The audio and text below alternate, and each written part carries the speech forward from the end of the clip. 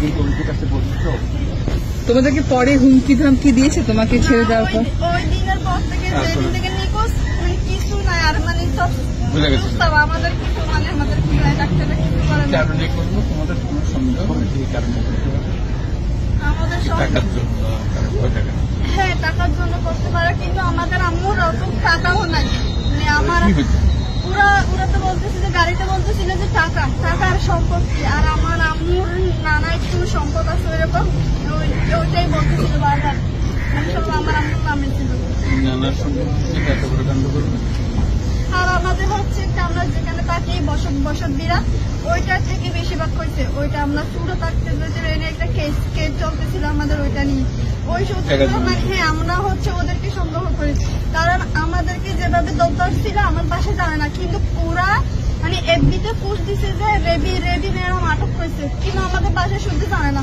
ওদের থেকে জানছে আমাদের বাসায় তোমাদেরকে তুলে আনার আগের থেকেই ওরা ফেসবুকে পোস্ট দিচ্ছে যে র্যাব দিয়ে তুলে নিচ্ছে ওরা টাকা দিয়ে করিয়েছি আর হচ্ছে আমাদের যেই বসত বাড়ির যে মামলা চলেছে ওর বাইকটা হচ্ছে র্যাব 2-তে ছিল তখনকার কানেকশন হ্যাঁ ওই র্যাব 2-তে ছিল। নামটা কি তোমার নামটা বলো? আফসানা নুরি আলিয়া। তোমার তখন বয়স কত ছিল? 11 বছর ছিল। আমার মায়ের নাম হচ্ছে রেজিয়া বেগম রেবি তখনকার 39 বছর ছিল। কত সালে তোমাকে নিয়ে? 2015 সাল 9 মাস 22 তারিখ।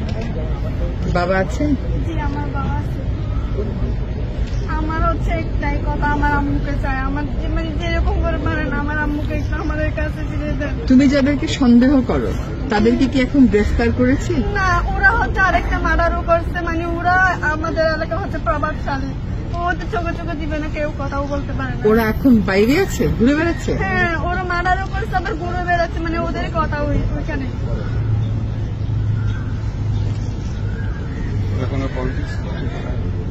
হ্যাঁ ওরা পলিটিক্স করে আওয়ামী লীগের